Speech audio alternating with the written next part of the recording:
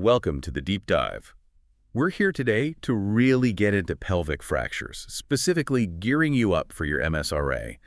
We've looked through the notes, and the plan is basically to pull out all the essential stuff you need to know, make it clear, make it stick. Exactly. Pelvic fractures, they're a big topic. They range from, relatively stable injuries right through to emergencies that are immediately life-threatening. Yeah. Understanding those differences and the key steps in management, that's absolutely vital. Yeah, there's a lot there. So we're aiming to distill it down into those high-yield points for revision. That's the goal. Digestible chunks. Okay, let's dive right in then. When we say pelvic fracture, what exactly are we talking about? What bones? So fundamentally, it's a break in any of the bones forming that pelvic ring. That's your hip bones, the ilium, sternum, and pubis, and also the sacrum and coccyx at the back. But the really crucial thing to grasp isn't just the bone, it's what's inside the pelvis. Major blood vessels, nerves, organs, they can all be affected. Right, so it's not just a broken bone, it's the potential for, major internal chaos. Precisely. And that's why we immediately think about severity. You've got high energy trauma, big impacts like car crashes, falls from height. These often cause massive disruption, serious bleeding, life-threatening stuff. Mm-hmm. Then on the other end, you have stable fractures, often lower energy, maybe an elderly person falling, perhaps with osteoporosis making the bones weaker. Might just be one bone broken, less immediately critical usually. Okay, and you mentioned avulsion fractures earlier. How do they fit into this picture? Ah, yes. Avulsion fractures are a bit different. They're caused by a really sudden, strong muscle pull. Imagine a sprinter, the hamstring contracts so forcefully it actually yanks off a piece of bone where it attaches. Ouch. Yeah. But usually these don't mess up the overall stability of the pelvic ring. So the management is typically conservative, no surgery needed most of the time. Okay, that distinction's helpful. Now, classification. I know there are a few systems. Why do we need to classify them? What's the point? Classification is, it's like your map for the injury. It helps you figure out how it probably happened, the anatomical pattern, and really importantly, how stable the pelvis is. And that stability quotient directly impacts how we manage it, especially deciding about surgery, about fixation. Makes sense. Okay, let's tackle the tile classification first. Right, tile. It groups them into A, B, and C, based mainly on stability. Type A fractures are stable. The pelvic ring itself isn't fundamentally disrupted, so this includes those avulsion fractures we just talked about, maybe an isolated break in the pubic ramus, that bit at the front, or the iliac wing, the wings on the sides, basically single bone breaks that don't compromise the whole ring structure. So type A is the relatively okay category, generally speaking. You could say that, yeah. Then you move to type B. Now, these are rotationally unstable, but they are vertically stable. Okay, what does that mean, rotationally unstable? Think of the pelvis like a book. It can be forced open or squeezed shut, but the spine, the vertical structure, holds. So subtype B1 is the classic open book fracture. The front joint, the symphysis pubis, springs apart. B2 is lateral compression on one side, pushing it inwards. B3 involves compression forces too, but causing rotation. The key is the back part vertically is still connected. I see. So the hinge is broken, but the book hasn't fallen apart completely. Kind of, yeah. And then that brings us to type C. These are the most severe in this system. Type C means unstable in all directions, rotationally and vertically unstable. The pelvic ring is completely broken in at least two places. Okay, so total disruption. Total disruption. And because of that, these are far more likely to involve major bleeding, major instability. They need aggressive management, almost always surgery. That complete break means a much higher risk to those big blood vessels. That really drives home the severity of type C. Okay, what about the Young-Burgess system? How does that differ? Young-Burgess focuses more on the mechanism, the direction of the force that caused the injury. Type I is anterior-posterior compression, APC. Force from front to back. It widens the symphysis, but less than 2.5 centimeters. Okay. Type 2 APC is a stronger force, widening the symphysis more than 2.5 centimeters. And crucially, it often means the ligaments at the back, the sacrospinous and sacrotuberous, are torn. That posterior ligament damage makes it much more unstable than just the front opening up. Right, those back ligaments are key supports. Exactly. Then type 3 APSC is the worst of this type. You get complete disruption of the SI joint at the back on one side, often with vascular injury, plus usually compression injuries on the other side, and an open book at the front. Very unstable. That sounds complex. Is there a simpler classification for, the immediate A&E situation? Yes. Absolutely. The World Society of Emergency Surgery WSCS classification is really practical for that initial assessment. It looks directly at hemodynamic status, blood pressure, circulation, and mechanical stability. Grade I, minor. Patient's blood pressure is fine, pelvis is mechanically stable. Grades 3 and 3 are moderate. Blood pressure is okay, but the pelvis is mechanically unstable based on tile or young Burgess. Right. And grade 4, severe. This is any pelvic fracture where the patient is hemodynamically unstable, their blood pressure is dangerously low, they're in shock. Doesn't matter what the x-ray looks like initially in terms of stability if they're unstable, it's grade 4. That makes a lot of sense for prioritizing immediate actions. Hmm. Okay, let's shift gears slightly. How do these fractures actually happen, the etiology? Broadly, you can think high energy versus low energy. High energy is your major trauma. Road traffic collisions, falls from a significant height, crush injuries. The force involved is huge, often leading to those unstable type B or C fractures. And low energy. Low energy is typically falls from standing height. You see this much more in the elderly population. And the big factor there is often underlying osteoporosis. The bones are just weaker, so even a relatively minor impact can cause a fracture. Often these are the more stable type A kind of fractures. So who's most at risk then? Well, obviously, activities with a high risk of trauma, certain sports, occupations. Osteoporosis, as we said, is a major one, particularly for older adults. Advanced age itself is a risk factor just due to natural bone density loss. And any condition that weakens bones, like certain cancers spreading to bone or metabolic bone diseases. Okay, clear. We've got the definitions, causes, risks. What's actually happening biologically? The pathophysiology. At its core, it's simple physics. Force applied exceeds bone strength, causing a break. But the consequences go beyond the bone. You get damage to the strong ligaments holding the pelvis together, muscles, and potentially adjacent organs. And the critical point, because the pelvis has such a rich blood supply, is the risk of bleeding. Significant life-threatening bleeding leading to hypovolemic shock. That internal hemorrhage can be the real killer, even if the fracture itself doesn't look initially devastating. Yeah, that really underscores the urgency. So if someone comes in with pelvic pain, what else should be on our minds? The differentials. Good question. You need to consider other things. A hip dislocation can present very similarly severe pain, inability to move the leg. Lumbar spine fractures can sometimes refer pain down into the pelvic area. And, of course, significant soft tissue injuries around the hip and pelvis, large hematomas, a severe muscle tear. Right, need to keep those possibilities open. How common are pelvic fractures, and who gets them? Let's touch on the epidemiology. Okay, so they account for roughly 5% of all fractures you'd see in trauma settings. They tend to be a bit more common in males, and the peak incidence is actually in young adults, likely linked to that higher rate of high-energy trauma. About a third are isolated pelvic fractures, but importantly, you find them in 10 to 20% of patients with severe multiple injuries. So finding a pelvic fracture often signals a higher overall trauma severity. Are there patterns in terms of who gets which type? Yes, definitely. Major trauma, as we expect, leads to the more significant unstable fractures, the B and C types. Interestingly, isolated pubic ramus fractures are actually quite common, but sometimes they get missed initially if you're not looking carefully. And those avulsion fractures, we see them most often in sporty teenagers. Hamstring pulling off the ischial tuberosity is a classic, a little mnemonic. Think sporty avial illusions in teens. Okay, useful. And then osteoporotic fractures, often those stable pubic rami or sacral fractures, they're much more common in people over 60, typically after a simple fall. Got it. So let's talk presentation. How do these patients look when they come in? What are the clinical features? Well, the general picture is often pelvic pain, sometimes severe. Difficulty walking or even standing is common. You might see obvious swelling, bruising around the pelvis, hips, perineum, maybe even a deformity, though not always. And critically, in severe fractures, you need to look for signs of shock tachycardia, hypotension, due to that internal bleeding. Are there more specific things we should be looking for or feeling for? Absolutely. On examination, you need to gently palpate. Check for tenderness over the pubic symphysis, along the iliac crests, over the hips, and importantly, over the sacrum at the back. Look closely for bruising, swelling. Sometimes you might feel crepitus, that sort of crunching feeling of bone ends rubbing. A useful mnemonic for local signs.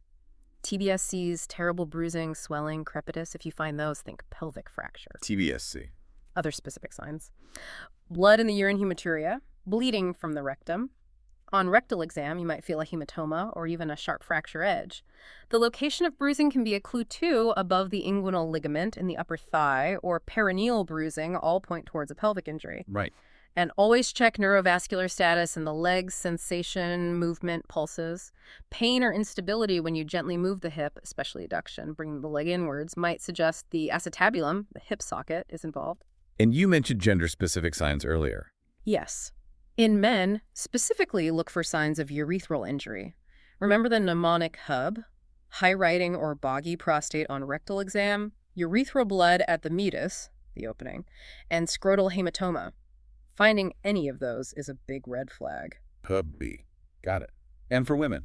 In women, unexpected vaginal bleeding or feeling a fracture line during a gentle bimanual exam can indicate a pelvic fracture. How might the presentation differ between a high-impact crash versus a low-impact fall in an older person? Good point. High-impact fractures usually present more dramatically. Severe pain, often signs of shock setting in early, even if the full extent of bleeding isn't obvious yet.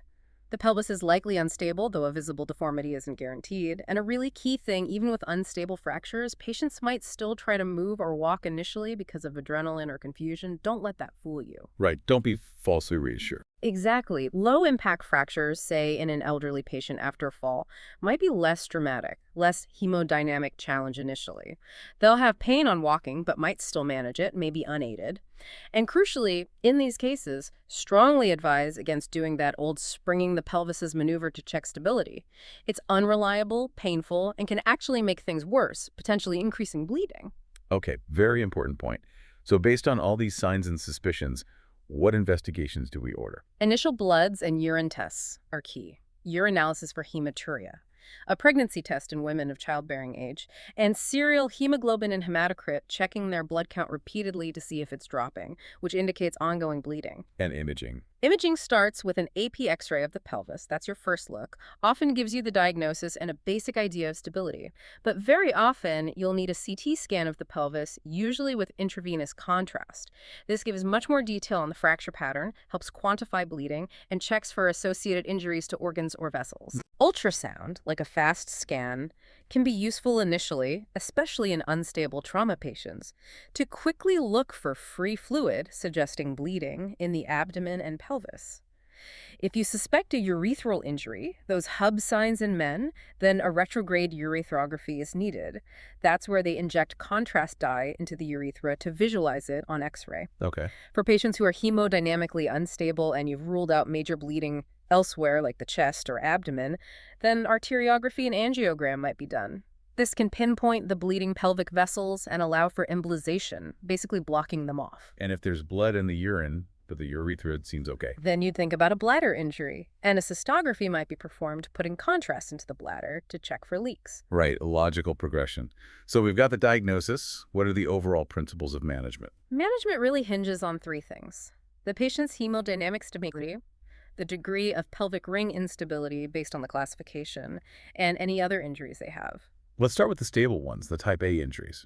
Okay. For stable type A fractures, it's usually non-operative. The orthopedic team gets involved for pain management, good analgesia. There'll be a period of bed rest or limited weight bearing, followed by gradual mobilization.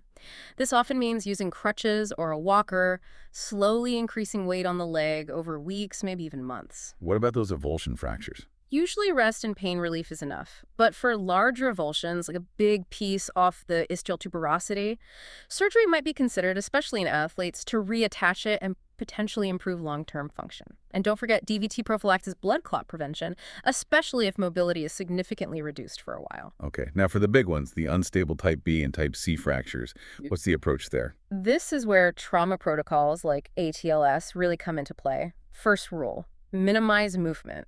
If you have to move the patient, use a straight lift or a scoop stretcher. Avoid rolling them if possible, as that can worsen displacement and bleeding. Resuscitation is key. Manage hypovolemia aggressively. Anticipate coagulopathy problems with blood clotting, especially with massive bleeding. Get blood products ready early. Sometimes a damage control approach with limited fluids initially is used. And stabilizing the pelvis itself. Yes, early stabilization is crucial. This often involves external fixation. That could be a formal external fixator frame applied in theater, or more immediately, a pelvic binder, or even just a tightly wrapped sheet around the pelvis at the level of the trochanters. The idea is to compress the pelvis, reduce the volume, help tamponade bleeding, stabilize clots, and limit further injury. What other immediate things might be done? Things like M-mask trousers, anti-shock garments, are sometimes used, though less common now. Huh. Selective arterial embolization, as we mentioned, is key if there's ongoing arterial bleeding identified on angiogram. If it's an open fracture, especially with perineal or bowel involvement, a diverting colostomy might be needed early on. And that point about catheters. Yes, crucial. Avoid trying to insert a urinary catheter if you suspect urethral injury, those HB signs. You could cause more damage. A urology consult is needed, maybe for a suprapubic catheter initially. Sometimes a diagnostic peritoneal lavage, DPL, is done to check for abdominal bleeding, but it's usually done via a supraumbilical approach to avoid the pelvic hematoma. And then definitive management. Definitive management depends on the specifics. It could involve skeletal traction for a period, followed by internal fixation with plates and screws, or continued external fixation.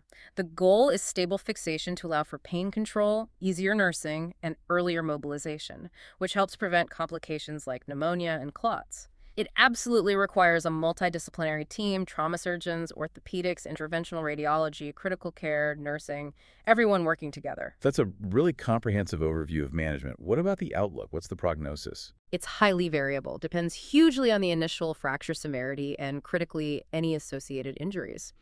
For severe pelvic trauma overall, mortality rates are significant, maybe 8–15%. Often, death isn't just from the pelvic bleed, but from associated head, chest, or abdominal injuries. And if they're unstable on arrival? If they arrive hemodynamically unstable because of the pelvic fracture, the mortality jumps dramatically, can be over 40%. It's a marker of massive hemorrhage. But stable fractures do okay? Generally, yes. Stable fractures tend to heal well with conservative management, but those high-energy fractures, even if the patient survives, have risks. Bleeding, organ damage, infection, thrombosis, embolism. Severe open pelvic fractures also carry a very high mortality, again, potentially over 40%. Does involving the hip socket change things? Yes. Fractures extending into the acetabulum generally worsen the long-term functional outcome. More risk of arthritis later. Full recovery, especially after major fractures, often needs prolonged physiotherapy. And even then, some patients face long-term issues like chronic pain, stiffness, reduced mobility, sometimes sexual dysfunction. And any associated nerve injury is a strong negative predictor for long-term function, regardless of the bone healing. Okay.